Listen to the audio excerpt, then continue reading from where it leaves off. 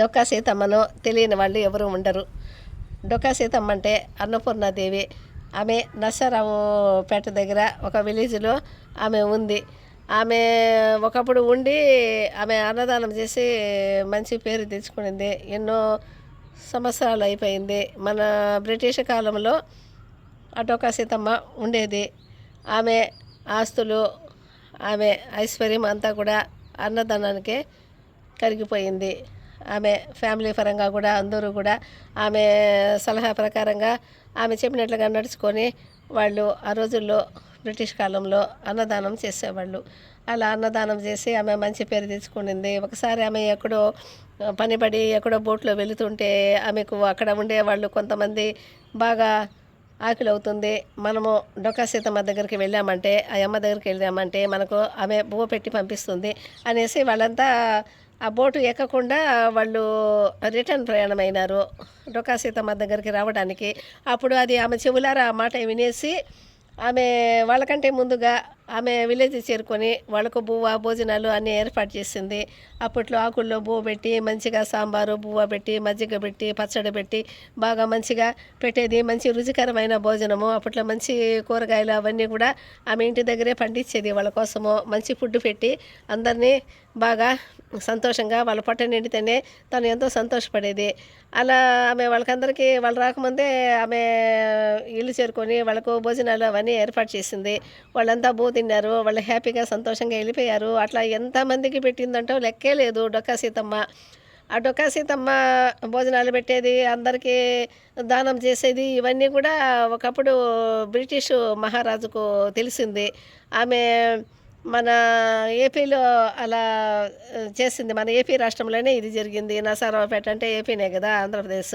తర్వాత ఆమె పేరు ప్రతిష్టలు, ఆమె దాన గుణం అవన్నీ తెలుసుకొని బ్రిటిష్ మహారాజు వరకు తెలిసిపోయి ఆ బ్రిటిష్ మహారాజు కూడా ఆ డొక్కా సీతమ్మకు ఆహ్వానం పలికినారు. ఆయన పట్టాభిషేకం చేసుకునేటప్పుడు బ్రిటిష్ మహారాజు ఆమెకు ఆహ్వానము అప్పట్లో పంపించారు.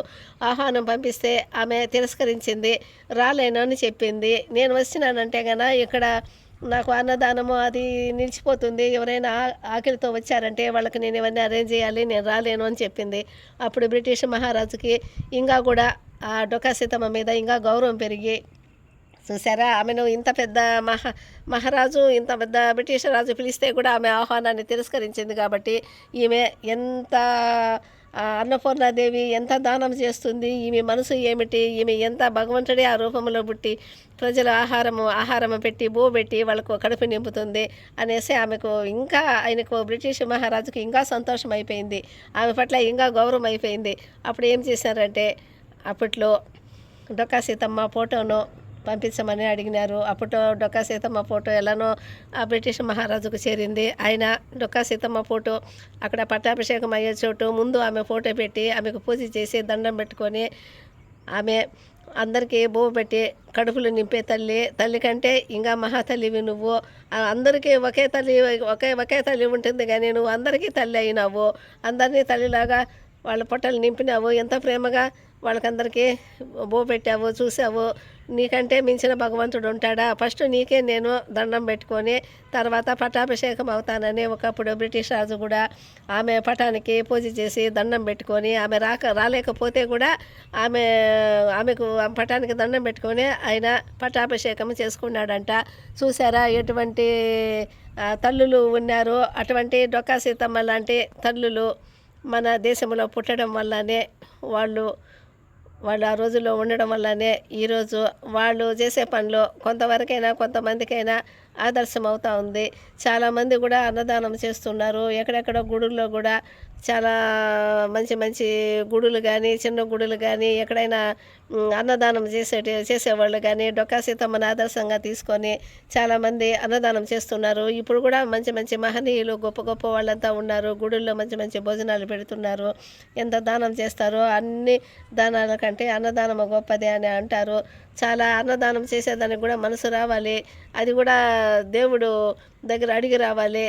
అవి చేయడం కూడా ఆ భగవంతుడు మన దగ్గర మంచి పనులు చేపించాలి. దేవుడి దయ ఉంటేనే ఎవరు కూడా కానీ మంచి పనులు అనేది చేయడానికి వాళ్ళే సొంతంగా నిర్ణయం తీసుకొని అన్నదానం చేయడం కానీ, ఒక పేదవాళ్ళకు దానం చేయడం కానీ, ఒక నోరు లేని ప్రాణాలను చూడడం కానీ, వాళ్ళకి అంత పెట్టడం కానీ, ఏది కూడా కానీ ఒక చిన్న చిన్న బిచ్చగాళ్ళే కూడా ఏదన్నా అడుగుతారనుకోండి, వాళ్ళకి మనం కొంత సహాయం చేశామంటే వాళ్ళకు మనమే దేవుళ్ళు అవుతాము. కాబట్టి అన్ని మంచి పనులు చేయడం వల్లనే మన దేశం కానీ, ప్రపంచం కానీ, ఈ వెలుతురు, ఈ గాలి, ఈ సూర్యుడు పుడుతున్నాడు, అస్తమిస్తున్నాడు, రాత్రి పగులు అవుతున్నాయి, ఈ పచ్చగా వాతావరణము, ప్రకృతి, పక్షులు, ఈ చెట్లు, ఇవన్నీ కూడా ఈ భూమి మీద ఈ భూమి అనేది ఉంది సృష్టిలో. లేకపోతే ఏమీ ఉండేది కాదేమో. మహనీయులు ఉండంగానే మంచి మంచి పనులు చేస్తున్నారు కాబట్టే మనం అందరూ కూడా జీవిస్తున్నాం.